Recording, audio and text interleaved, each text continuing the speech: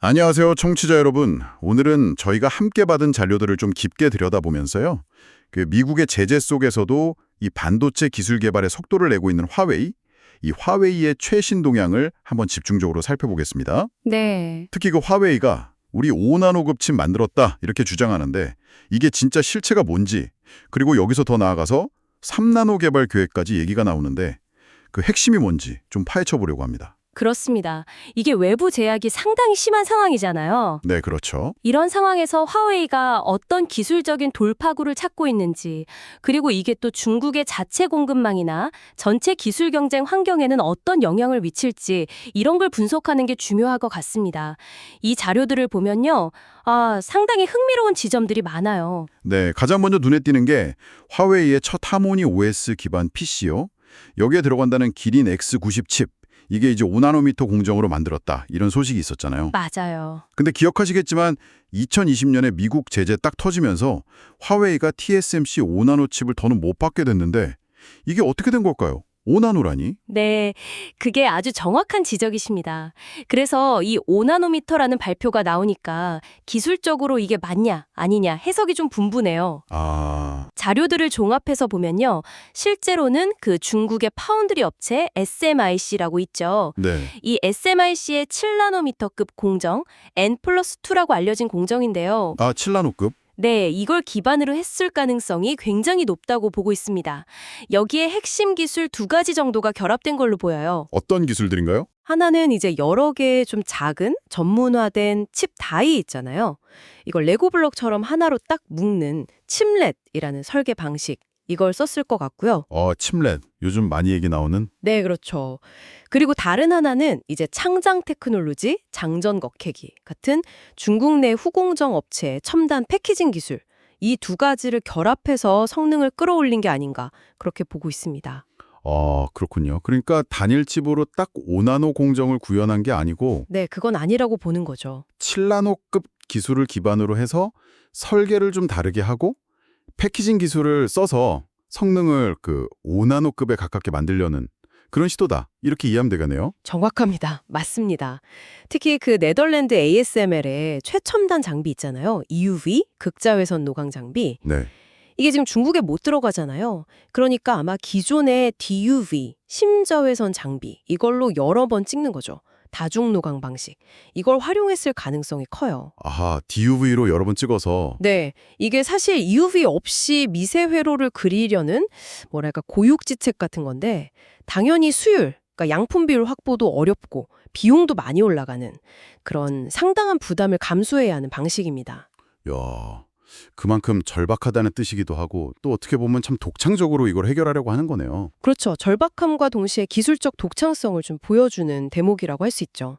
여기에 이제 뭐 상하이 마이크로 일렉트로닉스의 노광기라던가 이런 중국 내 장비 공급망이 조금씩 발전하는 것도 중요한 역할을 했을 거고요. 아, 그렇군요. 기술적인 한계를 넘어서려는 상당히 창의적인 접근이네요. 이 기린 X90 사양 자체를 봐도요. 10코어 CPU에 20스레드를 지원하고 또 SM3, SM4 같은 중국 자체 암호화 표준까지 지원한다는데 네, 맞아요.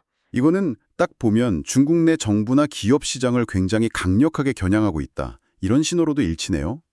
단순 모바일 칩을 넘어서 PC 시장까지 보겠다. 이런 포석 같아요. 그렇죠. 현재의 한계를 어떻게든 돌파하려는 이런 시도도 참 놀라운데요. 근데 자료에는 이것보다 더 야심찬 계획도 담겨 있습니다. 더요? 어떤 건가요? 바로 2026년 양산을 목표로 잡았다는 3나노미터 칩 개발 소식입니다. 이건 정말 최첨단 기술 경쟁의 최전선 이야기죠. 와, 3나노미터요? 그건 지금 삼성이나 TSMC가 정말 치열하게 경쟁하는 그 영역 아닙니까? 화웨이가 구체적으로 어떤 기술을 목표로 한다는 건가요? 여기서 주목할 점은요. 3나노 공정에서 GAA라고 부르는 Gate All Around, 이 차세대 트랜지스터 구조를 채택하려고 한다는 겁니다. GAA요? 삼성이 지금 하고 있는? 네, 맞습니다. 이게 트랜지스터의 전류 흐름 제어 효율을 아주 극대화하는 기술인데 현재로서는 삼성 파운드리가 상용화에 가장 앞서 있다고 평가받죠. 그러니까 단순히 남들 따라가는 게 아니라 가장 진보된 기술 트렌드를 직접 구현하겠다. 이런 의지를 보여주는 겁니다. 와, GAA 구조 자체도 엄청난 도전일 텐데 혹시 그 외에 다른 좀 혁신적인 시도 같은 건 없나요? 자료에 따르면요, 그것도 준비하는 것 같습니다. 기존 실리콘 소재가 갖는 물리적인 한계가 있잖아요. 네. 이걸 넘기 위해서 2차원 소재나 혹은 탄소 나노튜브 같은 아주 새로운 신소재를 트랜지스터 채널에 활용하는 연구, 이것도 병행하고 있다고 합니다. 신소재까지. 이건 정말 판을 바꾸려는 시도 같은데요. 그렇죠. 이건 뭐랄까 반도체 기술의 아주 근본적인 혁신을 추구하겠다. 훨씬 더 장기적인 포석으로 보입니다. 물론 아직은 연구개발 초기 단계일 거고요. SMIC와의 협력도 필수적이고 수많은 기술적 난관을 넘어야겠지만 그 방향성 자체는 굉장히 도전적이라고 할 수 있습니다. 미국의 이런 강력한 제재 속에서 벌어지고 있는 이런 일련의 움직임들.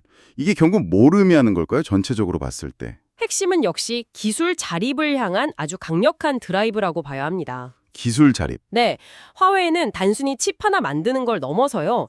반도체 설계 소프트웨어 EDA라고 하죠. 여기서부터 장비, 소재, 생산, 패키징에 이르는 전체 공급망, 이 모든 거를 미국 기술 의존 없이 중국 내에서 자체적으로 구축하려고 하고 있는 겁니다. 아, 생태계 전체를요? 그렇죠. 아까 기린 X구형 사례에서 본 것처럼 최첨단 EUV 장비 접근이 딱 막히니까 DUV 다중노광, 칩렛 설계, 첨단 패키징 같은 지금 당장 동원할 수 있는 가능한 모든 수단과 자국 협력사들의 역량을 총동원해서 그 격차를 메우려는 전략인 거죠. 이게 단순히 화웨이 한 기업의 생존 문제를 널어서 중국 전체의 반도체 생태계 역량을 끌어올리려는 그런 거대한 시도로 봐야겠군요. 네, 정확합니다. 단기적인 선거도 중요하겠지만 그보다는 장기적으로 중국의 기술 경쟁력 자체를 높이고 현재의 어떤 기술 패권 구도의 변화를 주려는 그런 움직임으로 해석할 수 있습니다.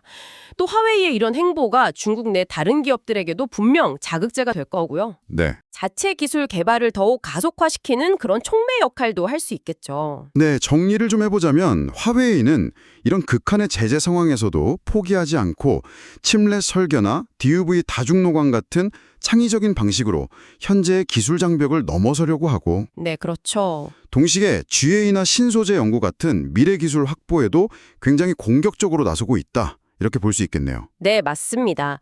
오늘 저희가 살펴본 내용처럼 이 화웨이의 사례는 외부의 제약이나 한계가 오히려 기존의 방식을 뛰어넘는 어떤 새로운 혁신 그리고 자립을 위한 아주 강력한 동기가 될 수도 있다는 걸 잘 보여줍니다. 앞으로 이런 좀 비전통적인 방식의 기술 개발 노력이 글로벌 반도체 지형이나 기술 경쟁의 본질을 또 어떻게 변화시켜 나갈지 이건 앞으로도 계속해서 주시해 볼 필요가 있겠습니다.